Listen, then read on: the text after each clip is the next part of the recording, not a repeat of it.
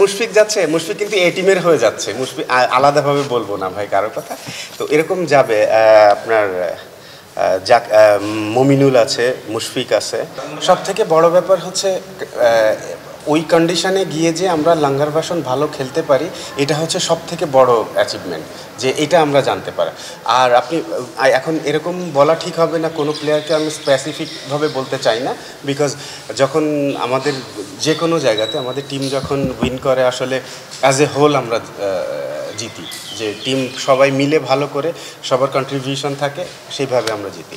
তো ফাইন্ডিংস আসলে আলাদাভাবে কিছু বলার নেই, অ্যাজ এ হোল আপনি বললে যে হ্যাঁ, বললে যে আমাদের ইয়াং প্লেয়াররা আসলে ওরা এখন থেকেই তার মানে রেডি হচ্ছে ওয়ার্ল্ড ক্রিকেটে, স্পেশালি টেস্ট ক্রিকেটে যে কোনো কন্ডিশনে গিয়ে যাতে ভালো খেলতে পারে তার জন্য তারা রেডি হচ্ছে। এটা একটা সবথেকে বড় ফাইন্ডিংস। পাকিস্তান সফরটা তো আশা করি ভালোই হবে। আর তার থেকে বড় ব্যাপার যে আমাদের দিক থেকে যে গোছানোর ব্যাপার, ন্যাশনাল টিম এখনও আসলে ফুলফিল হয়নি, সময় বাকি আছে। ক্রিকেট বোর্ড যখন বলবে আমরা আসলে করে দিতে পারবো। আর এই টিম যে যাবে, ফার্স্টে আমাদের এই টিম যাবে, তো এই টিমটা আমাদের রেডি হয়েছে, আপনারা মনে হয় অলরেডি জানেন এই টিম সম্পর্কে। হ্যাঁ, সব থেকে বড় যে ব্যাপারটা, যদি এখান থেকে যারা ন্যাশনাল টিমে যাবে, যারা ফার্স্ট 4 ডে ম্যাচের জন্য যাচ্ছে, তো ওখান থেকে গেলে ওরা একটা ম্যাচ খেলতে পারবে, যারা টেস্ট টিমে চান্স পাবে। তো সেক্ষেত্রে আমরা চিন্তা করেছি যে কিছু ওখানে যারা টেস্ট টিমে তাদের জন্য যাবে, টেস্ট টিমে তাদের জন্য একটা খুব ভালো প্র্যাকটিসের ব্যবস্থা, যেটা আসলে আমাদের এখানেও কিন্তু বেশ ব্যাহত হয়েছে প্র্যাকটিস, বৃষ্টির কারণে, বিভিন্ন কারণে আমাদের আসলে প্র্যাকটিসটা খুব ভালো যে হয়েছে তা বলা যাবে না। তো এই 4 দিনের ম্যাচটা আমাদের জন্য খুব ভালো হেল্পফুল হতে পারে বলে আমার মনে হয়।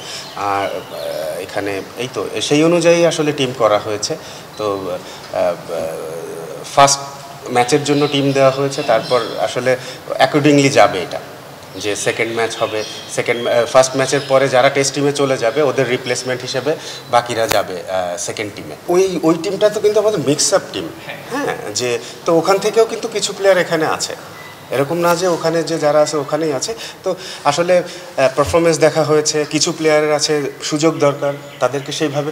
তো যেহেতু আমাদের একসাথে 2-3টা এই টিমের খেলা পাওয়া যাচ্ছে, ইটস এ গ্রেট অপরচুনিটি আমাদের প্লেয়ারদের জন্য, যেমন ইয়াংদের জন্য, তেমন যারা আছে যে মানে মাঝপথে আছে তাদেরও প্র্যাকটিসের দরকার, তো সেসব প্লেয়ারদের জন্য। তো গড়ে গিয়ে আসলে আপনি আলাদাভাবে যদি ধরা হয় যে না, এখন এইচপি থেকে একজন নতুন প্লেয়ার যদি আনা দরকার হয় আমাদের, তো আমরা যে কারণে আমাদের ওইখানে কিন্তু বেশিরভাগ এইচপির প্লেয়ার ছিল অস্ট্রেলিয়াতে, এবং অস্ট্রেলিয়াতে আমাদের পরবর্তীতে খেলা আছে। তো সেক্ষেত্রে দেখা গেছে যে ইয়াং প্লেয়াররা গেলে ওরা যদি ওই কন্ডিশনের সাথে হ্যাবিচুয়েটেড থাকে, আমাদের জন্য ওইটা ইজি হবে, যে আমরা আসলে বড় প্ল্যান করে কাজটা করা হয়েছে।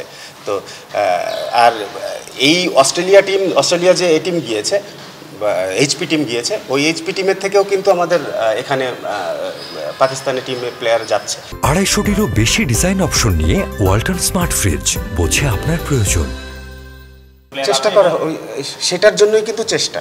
এই যে এখানে এই জন্যই বললাম যে আমাদের এই টিমের খেলাগুলো হয়ে আমাদের জন্য খুব সুবিধা হয়েছে, যে যেমন এরপরে নিউজিল্যান্ড আসবে, সাউথ আফ্রিকার সাথে আছে আমাদের এই টিমের খেলা, তারপর ইভেন ওয়েস্ট ইন্ডিজের সাথেও আছে, যদিও কনফার্ম হয়নি, তারপর হয়ে যাবে এটা যতটুকু জানি।